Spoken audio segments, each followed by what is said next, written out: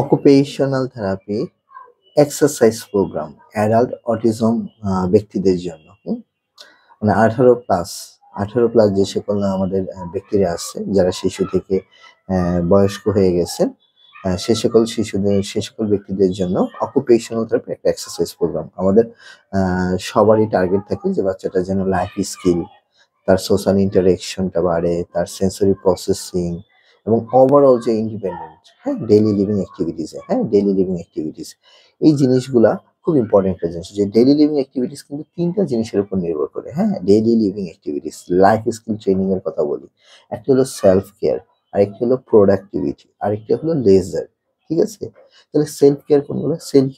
Self care হলো এই যে সকালে ঘুম থেকে ওঠা, ঘুম, তারপর টয়লেট করা, দাঁত ব্রাশ করা, গোসল করা, জামা কাপড় পরা, ভাত খাওয়া, খাবার খাওয়া। এগুলো হলো সেলফ কেয়ার অ্যাক্টিভিটিস। আর প্রোডাক্টিভিটি কি? একটা শিশুর জন্য প্রোডাক্টিভিটি হলো প্রথমে প্লে, তারপর হলো তার একাডেমিক প্রোগ্রাম, স্কুল, আর অ্যাডাল্টদের জন্য হলো কাজ। ঠিক আছে? আর লেজারটা কি? লেজারটা হলো রিক্রিয়েশন, তার একটা রিক্রিয়েশন। তাহলে অকুপেশনাল থেরাপিতে যখন আমরা এক্সারসাইজ প্রোগ্রামটা রেডি করব, ফ্রেমওয়ার্কটা তৈরি করব অ্যাডাল্ট অটিজম ব্যক্তিদের জন্য, আমাদের কিন্তু এই ৩টা জিনিস মাথায় রাখতে হবে। সেলফ কেয়ার, প্রোডাক্টিভিটি এবং লেজার। ঠিক আছে? তাহলে প্রথমে যেটা করতে হবে, আপনাকে একটা অ্যাসেসমেন্ট করায় নিতে হবে। একজন দক্ষ অকুপেশনাল থেরাপিস্টের শরণাপন্ন হয়ে ওই 18+ যে ব্যক্তিটা আছেন অটিজম ব্যক্তিকে প্রথমে একটা অ্যাসেসমেন্ট করে তার স্ট্রেন গুলা খুঁজে বের করতে হবে। তার স্ট্রেংথ, তার যে কি ধরনের জিনিসে তার স্ট্রেংথ আছে, তার উইকনেস গুলা কোথায় কোথায় আছে, মানে চ্যালেঞ্জ গুলা কোথায় আছে, উইকনেস, তার সেন্সরি প্রেফারেন্স গুলা কোথায়, লাইফ স্কিলে কোথায় তার দুর্বলতা আছে। হ্যাঁ, এরকম অনেক বড় বড় ব্যক্তি আছে যারা এখনো হাত দিয়ে ভাত খেতে পারে না, যারা এখনো টয়লেট ইন্ডিপেন্ডেন্ট হয় নাই। হ্যাঁ, যারা কিছু অড বিহেভিয়ার করতেছে, তারা অনেকে আছে যারা এখনো সোশ্যাল না, সোশ্যালাইজেশন বুঝে না, মানি ম্যানেজমেন্ট একদমই বুঝে না, কথা বলতে পারতেছে। হ্যাঁ, তো এই জিনিসগুলা কিন্তু ল্যাকিংসটা। এই জন্য আমি সবসময় বলি, বিশেষ করে নতুন মায়েদের সবসময় বলি যে দেখেন, লাইফ স্কিলটার উপরে বেশি প্রায়োরিটি দেন। Life skill, activities of daily living, self care, productivity, leisure. এই জিনিসগুলো যদি ঠিক না হয়, এগুলো কিন্তু লাইফ লং আপনাকে ভুগতে হবে। হ্যাঁ, একাডেমিক লেভেলে কিন্তু একটা লেভেল পরে গিয়ে অনেক বাচ্চারই অনেক উপরে চলে যাবে আলহামদুলিল্লাহ। অনেক বাচ্চারা কিন্তু যেতে পারবে না। হ্যাঁ? তারপরেও কিন্তু আমরা আশায় থাকি। কিন্তু আপনাকে অবশ্যই একটা রিয়ালিস্টিক প্ল্যান করে সামনে আগাতে হবে। তাহলে ১ম এ একটা অ্যাসেসমেন্ট করে ফেলবো। তারপর সেন্সরি ইন্টিগ্রেশন এক্সারসাইজ গুলা আমরা খুঁজে বের করব। যেহেতু অ্যাসেসমেন্টটা করব। তো বড় যে ব্যক্তিরা আছে তাদের জন্য সেন্সরি ইন্টিগ্রেশন থেরাপির প্রোগ্রামটার মধ্যে অবশ্যই তার নিড অনুযায়ী, সাপোজ তার যদি ট্যাকটাইল নিড থাকে, তাহলে আমি কি করব? হ্যাঁ? যে তার প্রচুর ট্যাকটাইল নিড আছে। তাহলে অবশ্যই তাকে কি করতে হবে? বড় বাচ্চাদের জন্য অবশ্যই সুইমিং। সুইমিংটা হলো ট্যাকটাইলের জন্য খুব ভালো। খালি পায়ে ঘাসের উপর, বালির উপরে হাঁটা। যেটা সম্ভব না হলে বাসায় অন্তত ব্যবস্থা করা, একটু বালি দিয়ে বালি এনে বারান্দায় রেখে দেওয়া, গাছ লাগানো, ওকে দিয়ে গাছ লাগানো, প্লান্টেশন করা, গার্ডেনিং করা। এগুলা কিন্তু খুব ভালো মানের একটা সেন্সোরিয়াল এক্টিভিটিস। ওকে দিয়ে রুটি বানান। প্রতিদিন রুটি বানানো শেখান। প্রতিদিন, আটাটা দিয়ে ও কি করবে? রুটি বানাবে। বলাস ফর্ম করবে, তারপরে বেলুন দিয়ে পিষে রুটি বানাবে। অথবা ও রুটি মেকার দিয়ে রুটি বানাক, কোনো সমস্যা নাই, রুটি মেকার দিয়ে রুটি বানাক, রুটিটা তাহলে গুলানো শিখবে। লাইফ স্কিল ট্রেনিংও হয়ে গেল, পাশাপাশি সেন্সরি যে সমস্যাটা, যেহেতু বড় ব্যক্তি, তাকে অবশ্যই লাইফ স্কিল একটা থিম থাকতে হবে। লাইফ স্কিল রিলেটেড কাজগুলা কিন্তু দিয়ে তাকে সেন্সরি সমস্যাটা সমাধান করার চেষ্টা করতে হবে। পাশাপাশি ডিপ্রেশার দেওয়া যেতে পারে। ডিপ্রেশারটা খুব ভালো কাজ করে। ডিপ্রেশারটা আসলে বল দিয়ে আমরা দেই, বা ডিপ্রেশন মেশিন আছে। বড়দের জন্য কিন্তু সবচেয়ে বেস্ট হলো ডিপ্রেশন মেশিনটা যেটা, ওইটা আপনারা অবশ্যই কোনো থেরাপিস্টের শরণাপন্ন হয়ে ডিজাইনটা নিয়ে আপনারা এটা বানায় নিতে পারেন, বা বাইরে থেকে কিনে আনতে পারেন। অথবা আপনারা যেটা করবেন, ব্ল্যাঙ্কেট, কম্বল, ২ টা কম্বল, পাতলা কম্বল নিবেন। ২ টা কম্বলের মধ্যে আপনি প্রত্যেকটা বাচ্চার বডি ওয়েটের 10%, বড় ব্যক্তি, সরি আমি বারে বাচ্চা চলে আসে, ব্যক্তিদের আ 10% বডি ওয়েট, মানে তার ওজন যদি হয় ৯০ কেজি, তাহলে ৯০ এর 10%, 10% যা হয় ওই 10% ওয়েটটা আপনি কি করবেন? আ আ যে কি বলে, প্লাস্টিক বানানোর যে ইয়াটা আছে, সিলিকনটা আছে, এই যে বিচিগুলাকে বলি আমরা, সিড বলি, হ্যাঁ? ব্যাগের মধ্যে পাওয়া যায় কিন্তু, মানে সৌদি আরব বা বিভিন্ন দেশ থেকে বাংলাদেশে আসে। হুম? পুরান ঢাকার দিকে এভেইলেবল পাওয়া যায়। অথবা আপনি চাইলে মোটা বালু, বা আপনি চাইলে, অনেক সময় আমরা আসলে সিম, মটর এগুলা দিই, কিন্তু এগুলা নষ্ট হয়ে যায়, মানে পোকা ধরে যায় ভিতরে। তো এটার রিপ্লেসমেন্ট হিসাবে যদি আর্টিফিশিয়াল স্যান্ড আপনারা পান, যেটা স্যান্ড অথবা পাথরের গুঁড়া, হ্যাঁ? তো ওইগুলা দিয়ে পাথরগুলোটা আবার ব্যথা পেতে পারে, যেহেতু শরীরের উপর দিবে। এর জন্য অনেক সময় একটু ভারী মর্টার বা ছোলা এভাবে দিয়ে অথবা ওই যে আপনাকে বললাম যে এই যে প্লাস্টিক বানানোর যে ইয়াটা পাওয়া যায়, হ্যাঁ? সিট গুলা পাওয়া যায়, সেটা দিয়ে আপনি সিলি করে ফেলবেন। হ্যাঁ? একদম ক্রস করে সিলি করে ফেলবেন এবং এটা ওয়েট ব্ল্যাঙ্কেট হয়ে গেল। হ্যাঁ? তো বাজারে যে ওয়েট ব্ল্যাঙ্কেট গুলো পাওয়া যায়, এগুলো কিন্তু আমাদের মেজারমেন্টটা ঠিক থাকে না। যে কারণে কাজ হয় না। আমার বাচ্চার জন্য প্রয়োজন ২ কেজি, তাকে দিয়ে রাখছে ৫ কেজি। আমার বাচ্চার জন্য প্রয়োজন ১০ কেজি, দিয়ে রাখছে হলো ৪ কেজি। এজন্য হয় না। ব্ল্যাঙ্কেটটা কিন্তু খুব ভালো কাজ করে। হুম? আচ্ছা, এটা একটা করতে পারেন। পাশাপাশি যেটা করতে পারেন, মাসাজ চেয়ার। যাদের সামর্থ্য আছে বাসায়, অবশ্যই massage chair, vibrator chair, massage chair কিন্তু পাওয়া যায়। মাসাজ ম্যাটও পাওয়া যায়। হ্যাঁ? মাসাজ ম্যাটটা কিন্তু পাওয়া যায়। প্রেশার সর বা স্ট্রোক হলে কিন্তু অনেক সময় এটা ইউজ করে থাকি। এই ধরনের মাসাজ খাট বিছানার মধ্যে দিয়ে রাখলেন, মাসাজ করবে। মাসাজ চেয়ারটা কিন্তু খুবই কমফোর্টেবল। মার্কেটে এভেইলেবল পাওয়া যায়, বাংলাদেশে পাওয়া যায়। আপনাদের যাদের সামর্থ্য আছে তারা কিনে নিতে পারেন বড় বাচ্চাদের জন্য। প্রোপ্রিওসেপটিভ এর জন্য অবশ্যই আমি যেটা বলব, ও তাকে যেটা করতে হবে যে প্রোপ্রিওসেপটিভ স্টিমুলেশনটা সেটা কি? Muscle cells, joint cells, ligament cells, এগুলোর জন্য যেটা করব, তাকে অবশ্যই আপনাকে কিছু ফিজিক্যাল বেস কাজ করাতে হবে। হ্যাঁ? ভারী জিনিস আনা নেওয়া করা, হ্যাঁ? ভারী বস্তু আনা নেওয়া করা, এই জিনিসগুলা কিন্তু তাকে পুশ আপ শেখাতে পারেন। হ্যাঁ? পুশ আপ করা শেখাতে পারেন। তাকে প্রোপ্রিওসেপটিভ স্টিমুলেশন এর জন্য সবচেয়ে ভালো হলো যদি জিমে নিয়ে যেতে পারেন। হ্যাঁ? জিমে নিয়ে গিয়ে যদি তাকে ওয়েট লিফটিং ট্রেনিং গুলো যদি তাকে আস্তে, আস্তে শিখাতে অভ্যস্ত করতে পারেন। ভেস্টিবুলার এর জন্য সবচেয়ে বেস্ট হলো বাসায় রকিং চেয়ার দিবেন।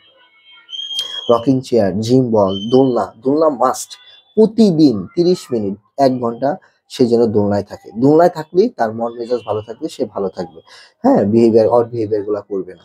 ঠিক আছে? এবং দোলনা যখন করাবেন তখন অবশ্যই, সে যদি মুসলমান হয় তাকে অবশ্যই আল কোরআন শোনাবেন। বিশেষ করে রোকেয়ার জন্য সূরা বাকারাটা আপনি অবশ্যই শোনাবেন। আয়াতুল কুরসিটা অবশ্যই শোনাবেন। হুম? হ্যাঁ? আর সুইমিং এর কথা তো বললামই। সাইকেলিংটা করাবেন। সাইকেলিংটা করাতে পারেন। বাসায় ট্রেডমিল বা সাইকেল অবশ্যই ম্যানেজ করে দিবেন। যাদের সামর্থ্য ভালো তারা অবশ্যই ইলেকট্রিক ট্রেডমিলটা কিনবেন। যাদের সামর্থ্য কম তারা অবশ্যই বাসায় একটা স্ট্যাটিক সাইকেল কিনে ফেলবেন। মানে স্ট্যাটিক সাইকেল আছে, তারপরে ট্রেডমিল আছে, ম্যানুয়াল ট্রেডমিল আছে। এগুলা কিন্তু আপনারা একটা সাইকেল, একটা ট্রেডমিল কিন্তু আপনারা ২০-২৫ হাজার টাকা হলে কিনে নিতে পারবেন। হ্যাঁ? হ্যাঁ, প্রাথমিকভাবে। হুম? তাহলে এটা একটু ব্যবস্থা করবেন সেনসরি প্রিপারেশন। লাইফ স্কিল এর মধ্যে অবশ্যই লাইফ স্কিল ট্রেনিংটা খুব ইম্পোর্টেন্ট। তার জন্য একটা রুটিন লাগবেন এবং সে কাপড় ধোয়া থেকে শুরু করে ওয়াশিং মেশিন হোক, তারপরে আয়রন করা, জামাকাপড় ভাঁজ করা, হুম? ঘর ঝাড়ু দেওয়া, তার বিছানা গোছানো, এগুলোর কিন্তু একটা রুটিন ওয়াইজ কাজ থাকতে হবে। লাইফ স্কিল এগুলো কিন্তু আমরা অনেকেই করি। হ্যাঁ? অনেকেই করি। সব কিন্তু আর কাজের মেয়ের উপরে দিয়ে দিই না। কিছু, কিছু জিনিস ওকে দিয়ে করাতে হবে যে ওর কাপড়টা যেন ও নিজে গোছাতে পারে, নিজে যেন ছাদে দিয়ে আসতে পারে অথবা ওয়াশিং মেশিনে কিভাবে ইউজ করতে হয়। হুম? এই জিনিসগুলা। হ্যাঁ? লাইফ স্কিলের যে ব্যাপারগুলো আছে, যা ওভেন কিভাবে ইউজ করতে হয়, মেকার কিভাবে ইউজ করতে হয়, ব্লেন্ডার কিভাবে ইউজ করতে হয়, এই জিনিসগুলা কিন্তু সে শিখে যাবে। হয়তোবা এর ফলে দেখা যাবে যে তার অনেক বাচ্চাদেরই দেখা গেছে যে আপনার রেস্টুরেন্টের ইয়াটা অনেক বেশি। হ্যাঁ? রেস্টুরেন্ট সে কিন্তু চাইলেই রেস্টুরেন্ট বিজনেস করতে পারবে। হ্যাঁ? সে চাইলেই ইয়াটা করতে পারবে। লাইফ স্কিলের মধ্যে কিন্তু মানি ম্যানেজমেন্টটা খুব ইম্পোর্টেন্ট একটা জিনিস, তাকে শপিং শেখানো। এবং টাকাগুলো আপনারা ফটোকপি করে আপনারা অবশ্যই টাকাগুলো আপনারা ইউজ করতে পারেন। মানি ম্যানেজমেন্টটা খুব ইম্পোর্টেন্ট একটা জিনিস বাচ্চার জন্য। মানি ম্যানেজমেন্ট ছাড়া কিন্তু হবে না। এগুলো কিন্তু ছোটবেলা থেকে শেখাতে হবে। কারণ অ্যাডিশন, সাবট্রাকশন এগুলো বুঝতে চায় না। হ্যাঁ? টাকা দিয়ে মানে ৳১০০ দিলেন, একটা জিনিসের দাম হলো ৳৪৫। সে ওই ইয়াটা বুঝে না। কত টাকা সে রিফান্ড নিবে। হ্যাঁ? এই জিনিসটা বুঝে না। বা একটা জিনিসের ভ্যালু যে এটা যে টাকা দিয়ে কিনতে হয়, এটাও অনেক বড়, বড় আ অটিজম ব্যক্তিরা সেটা বোঝে না। হ্যাঁ? আচ্ছা। তো হাউজহোল্ড কাজগুলা করলেন, মিল প্রিপারেশন করা, তাকে দিয়ে ভাত রান্না করা, রাইস কুকার দিয়ে দিলেন, ভাত রান্না করলো, সে চিকেন রান্না করলো। একেক দিন একেক ধরনের স্যান্ডউইচ রান্না করলো বা সে বাজারে গেল, বাজারে গিয়ে তাকে দিয়েই কিনাবেন। লিস্ট করে দিবেন, লিস্ট করে দিয়ে সে যাবে, তাকে দিয়ে কিন্তু কিনাতে হবে। হ্যাঁ? এই ধরনের কাজগুলা। সোশ্যাল স্কিলের মধ্যে তাকে অবশ্যই রোল প্লে, মাঝে, মাঝে একটু রিক্রিয়েশন করাবেন, বিভিন্ন জায়গায় নিয়ে যাবেন। বিভিন্ন জায়গায় নিয়ে যাবেন। গ্রুপ এক্টিভিটিস এ বিশেষ করে বিয়ে-শাদীর অনুষ্ঠান, বার্থডের অনুষ্ঠান, তার জন্য গিফট কিনা, বন্ধুর জন্য গিফট কিনা। এই ধরনের রিলেশনশিপ বিল্ড আপ গুলা কিন্তু খুবই ইম্পোর্টেন্ট। হ্যাঁ? কারণ আমাদের সাথে কিন্তু মানে বাবা-মার সাথে কিন্তু ছেলে-মেয়ের সহজে বন্ধুত্ব হবে না। ফ্রেন্ডশিপ তাকে অন্য একটা বন্ধুর সাথেই করতে হবে।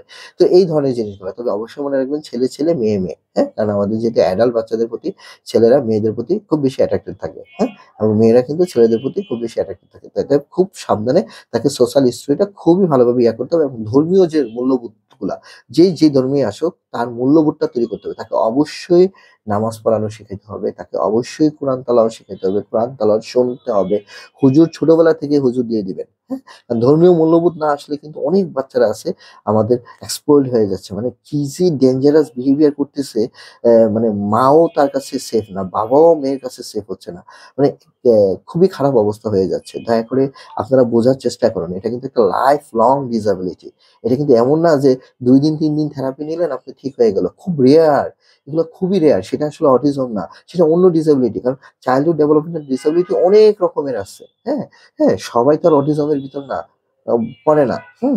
তো এইজন্য কখনো রেফারেন্স খুঁজতে যাবেন না যে অমুকের সে তো থেরাপি নিয়ে সুস্থ হয়ে গেছে। সে আসলে অটিজমই ছিল না। হুম? তো এজন্য আ সঠিক ইনফরমেশনটা নিয়ে আপনারা কাজে লেগে যান। হ্যাঁ? আচ্ছা, ইমোশনাল এর জন্য তাকে অবশ্যই স্যাড, হাসি, কান্না, দুঃখ এই ধরনের জিনিসগুলা বই পড়া শেখাতে পারেন। যারা রিডিং পারে তাকে বই পড়া শেখাতে পারেন। ইসলামিক বইগুলা দিতে পারেন, ইলাস্ট্রেটেড বইগুলা দিতে পারেন। হুম? হুম? যেদিকে ইয়া অথবা দেখা গেছে যে আমরা অনেক বাচ্চাদের কিন্তু ড্রইং ক্লাসটা করাই। কম্পিউটারটা ম্যান্ডেটরি রাখছি আমরা। কম্পিউটারটা ম্যান্ডেটরি রাখছি। কারণ লাইফ স্কিলের জন্য কম্পিউটারটা খুব ইম্পোর্টেন্ট একটা জিনিস। হ্যাঁ? হ্যাঁ, এক্সিকিউটিভ ফাংশন যে বললাম যে আপনার ভিজুয়াল একটা শিডিউল। যেমন আমাদের প্রতিদিন কাজের একটা রুটিন থাকে, শিশুটার জন্য মানে ব্যক্তিটার জন্য কাজের একটা রুটিন থাকবে যে সকাল থেকে রাত পর্যন্ত কি করবে এবং সে তার একটা ওয়ার্ক প্লেস। সে যেখানেই যাবে, হ্যাঁ? প্রোডাক্টিভিটি। যদি আমাদের বাবার সেই সামর্থ্যটা থাকে, হ্যাঁ? যে তাদের ফ্যামিলি বিজনেস আছে, তাহলে ওই বিজনেসে অবশ্যই তাকে এখন থেকে যেতে হবে। এখন থেকে যেতে হবে এবং তার যোগ্যতা অনুযায়ী তাকে কাজ দিতে হবে। হ্যাঁ? সেটা অফিস ম্যানেজমেন্ট হতে পারে, ফটোকপি হতে পারে এট লিস্ট অন্তত, প্রিন্ট হতে পারে, হ্যাঁ? এনভেলপ বানানো হতে পারে, এনভেলপ গোছানো হতে পারে, হ্যাঁ? এনভেলপ গোছানো হতে পারে অথবা রিসেপশনে হতে পারে, কল রিসিভ করা হতে পারে অথবা ফাইল ট্রান্সফার হতে পারে এই রুম থেকে এই রুমে, হ্যাঁ? যেকোনো যেকোনো কাজ অথবা প্রোডাকশন এর মধ্যে যদি যায়, সে প্রোডাকশন এর মধ্যে যদি দেখা গেছে যে যেকোনো ধরনের প্রোডাকশন ট্রান্সফার করা, হ্যাঁ? রিলেশন বিল্ড আপ করা। এই জিনিসগুলা কিন্তু তাকে দিনের পর দিন বিভিন্ন লাইনের মধ্যে বাচ্চাটাকে ঢুকাই দিতে হবে। গার্মেন্টস হইলে গার্মেন্টস আইটেমের বিভিন্ন লাইনের মধ্যে অন্তত শার্ট এবং প্যান্টটা যেন করতে পারে। অথচ বাচ্চাদের সাইজটা যেন সে বুঝতে পারে। এইভাবে কিন্তু আস্তে, আস্তে কাজে লাগাই দিতে হবে। হ্যাঁ? দয়া করে এগুলার উপরে ট্রেনিং আছে আমাদের এখানে। হ্যাঁ? ট্রেনিং নিতে হবে। আপনাকে অকুপেশনাল থেরাপিস্টই হেল্প করতে পারে। দয়া করে আপনারা ভোকেশনাল এই ট্রেনিং সেন্টার গুলোতে অকুপেশনাল থেরাপিস্টের শরণাপন্ন হন এবং উনাদের কাছ থেকে একটা সঠিক গাইডলাইন নিয়ে আপনারা আস্তে, আস্তে সামনে আগান। হ্যাঁ? নাহলে কিন্তু সামনের জীবনটা কিন্তু খুব অন্ধকার হয়ে যাবে। হ্যাঁ? হুট করে কিন্তু কেউ ওই এ করবে না যে আমাদের মতো যেমন ২০ বছর লেখাপড়া করে গিয়ে চাকরি পেয়ে যাবে। এটা হবে না কিন্তু। ২০ বছর পর্যন্ত পড়ার পরেই কিন্তু আমরা চাকরি পেয়েছি। তো ওদেরও কিন্তু এরকম ওই রিলেটেড লেখাপড়াটা কিন্তু ওইখান থেকে শুরু করতে হবে। হ্যাঁ? আমরা ৮ বছর পরেই কিন্তু প্রি ভোকেশনালটা শুরু করে দেওয়ার চেষ্টা করি বাচ্চাদের জন্য। আচ্ছা, টাইম ম্যানেজমেন্টটা খুব ইম্পোর্টেন্ট। ঘড়িটা চিনানো খুব শেখানো খুব দরকার। টাইম ম্যানেজমেন্টটা খুব ইম্পোর্টেন্ট। সেটা ডিজিটাল হোক, এনালগ হোক, টাইম ম্যানেজমেন্টটা খুব ইম্পোর্টেন্ট। ফাইন মোটরের বিভিন্ন ধরনের কাজ দিতে পারেন। তাকে ড্রইং করা শেখাতে পারেন। ফাইন মোটরের বিভিন্ন ধরনের কাজ দিতে পারেন। হ্যান্ডিক্রাফট এর বিভিন্ন ধরনের কাজ দিতে পারেন তার জন্য রুটিন করে। হ্যাঁ? এটা কি জিনিস? মানে তার পুরা রুমটাই কিন্তু একটা অফিস রুমের মতো করে দিতে পারেন যদি আপনার সেই সামর্থ্য থাকে। হ্যাঁ, ভোকেশনাল এর কথা তো বলছি। জব রেডিনেস টা এটা চেক লিস্ট করে নিতে হবে যে তার যোগ্যতা অনুযায়ী তার কি ধরনের জব হতে পারে বা আপনার কি ধরনের বিজনেস সে অনুযায়ী ওকে কিভাবে এখন থেকে সে ৮ বছর বয়স থেকে তাকে শুরু করবে যেন সে একটা সময় পরে গিয়ে হাল ধরতে পারে। আপনার বিজনেসের ইয়াটা যেন সে এট লিস্ট বুঝতে পারে। অবশ্যই বড় ব্যক্তিদের জন্য ব্যাংক অ্যাকাউন্ট ওপেন করতে হবে। ব্যাংক অ্যাকাউন্ট অবশ্যই ওপেন করতে হবে। ব্যাংকে প্রতি মাসে অন্তত ৫ থেকে ৬ বার নিয়ে যাবেন। হ্যাঁ? প্রয়োজনে যারা আমরা বিজনেসের সাথে রিলেটেড আমরা কিন্তু প্রতি মাসে দেখা যাচ্ছে যে ১০ বার, ১২ বার, ৩০ বার এরকম কিন্তু ব্যাংকে যাচ্ছে একেকজন। এমন আছে প্রতিদিন ব্যাংকে গিয়ে টাকা উঠতেছে, টাকা জমা দিচ্ছে, টাকা উঠতেছে, টাকা জমা দিচ্ছে। ও তুলবে, ও তুলবে আবার করবে, ও সাইন করবে এই জিনিসগুলা যতটুকু সম্ভব, হ্যাঁ? যদি টিপসই দিয়ে হয় প্রয়োজনে আপনার অধীনে করুক, হ্যাঁ? কেয়ারগিভার এর অধীনে করুক। এভাবে যেই ব্যাংকের সুবিধা আছে সেই ব্যাংকে আপনি করেন। হ্যাঁ? অবশ্যই তার জন্য একটা রিক্রিয়েশন রাখতে হবে। টেলিভিশন দেখার একটা সুন্দর সময় রাখতে হবে। অবশ্যই খেয়াল রাখবেন যেহেতু অড কোনো সিন না দেখে কারণ এই ধরনের ছেলে-মেয়েদের মধ্যে বড় ব্যক্তিদের মধ্যে অড সিন দেখা বা দেখা গেছে যে অড মুভিগুলা দেখার প্রতি অ্যাট্রাকশনটা অনেক বেশি থাকে। খুব সাবধান ইন্টারনেটের লাইনটা খুব সাবধানে ইউজ করতে হবে। আপনাদের সুপারভিশনেই কিন্তু এখন থেকে ইউজ করতে হবে। আর সরাসরি যেটা বলব আ অড বিহেভিয়ার যেন না করে। মাস্টারবেট করা, এই যে করা এগুলা কিন্তু একদম বাজে একটা জিনিস। আমাদের দেশে কিছু আ যা আমরা অনেক সময় এই কাজগুলাকে উৎসাহিত করি। দয়া করে এটা ইসলামিকভাবে সম্পূর্ণ নিষেধ। এটা কোনোভাবেই করবেন না। এটা বাচ্চার জীবনটা নষ্ট করে দিবে। চেষ্টা করেন বাচ্চার লেভেল অনুযায়ী চেষ্টা করেন তাকে স্বাভাবিক জীবনযাপন দেওয়ার। আর যারা একটু বড় ব্যক্তি হয়ে গেছেন 25 প্লাস চেষ্টা করেন আ আল্লাহ যেন ম্যানেজ করে সেজদায় গিয়ে আল্লাহকে ডাকেন। যেন একটা সুন্দর একটা মেয়ে বের করে দেয় আপনাদের, যেন তাকে একটা বিয়ে দিতে পারেন। কারণ এটা খুবই দরকার। পরিবারটা গঠন খুবই দরকার। হুম? আমার অনেক বাচ্চা আছে আলহামদুলিল্লাহ তারা বিয়ে-শাদী করছে। অনেকে ভালো আছে, অনেকে একটু চ্যালেঞ্জ ফেস করতেছে। কিন্তু করতে হবে তো। কারণ এই জীবনটা তাকে করতে হবে। নাহলে কিন্তু সে দেখা যাবে যে অন্যদিকে নেগেটিভ দিকে খারাপ হয়ে যাবে। দেখা যাবে যে সে বাসায় অন্য কাউকে অ্যাটাক করে বসতে পারে। হ্যাঁ? রাস্তাঘাটে অন্য কাউকে অ্যাটাক করে বসতে পারে। তো এতে তাকে দিতে হবে। প্রত্যেকটা এটা হিউম্যান নেচার। তার একটা নিড আছে। তার ফিজিক্যাল ইনস্টিংক্ট গুলা তাকে ফুলফিল করার সুযোগ দিতে হবে এবং এটা অবশ্যই ইসলামিক ওয়েতে দিতে হবে। যার ধর্ম অনুযায়ী দিতে হবে। চেষ্টা করেন আল্লাহ মিলাই দিবে। হ্যাঁ? দয়া করে এটা নিয়ে একটু মন্তব্য করার চেষ্টা করবেন না। নেগেটিভ ভাবে চিন্তা করবেন না। এটা পজিটিভ ভাবে চিন্তা করার চেষ্টা করেন দয়া করে। হ্যাঁ? মূল্যবোধটা। হ্যাঁ? এই একটা জিনিস। তাহলে এভাবে রিল্যাক্সেশন এর কিছু কাজ আছে। এই ধরনের আরো কিছু কাজ আছে। পাশাপাশি কিছু ট্রেনিং আছে, কাউন্সেলিং সেশন আছে। এইভাবে কিন্তু আপনারা চাইলে অ্যাডাল্ট যে ব্যক্তিরা আছে তাদের অকুপেশনাল থেরাপি প্রোগ্রামটা আমরা মূলত এইভাবে সাজিয়ে দিয়ে থাকি। এর ভিতরে আরো অনেক কিছু আছে যেগুলো ইনশাআল্লাহ সরাসরি যখন দেখার সৌভাগ্য হবে তখন আমরা চেষ্টা করব তাদেরকে সেই সুবিধা বা সেই সেবাগুলা দেওয়ার। তো সবাই ভালো থাকবেন, সুস্থ থাকবেন। আপনাদের যদি এই ধরনের ব্যক্তি থেকে থাকে আপনাদের বাসায় বা আপনাদের পরিবারে বা আপনাদের সমাজে দয়া করে তাদেরকে অকুপেশনাল থেরাপিস্টের কাছে রেফার করবেন এবং সঠিক সেবা নিয়ে যেন তারা স্বাভাবিকভাবে দৈনন্দিন জীবনে স্বাবলম্বী হতে পারে সেই কামনা রইল। আসসালামু আলাইকুম ওয়া রাহমাতুল্লাহি ওয়া বারাকাতুহু।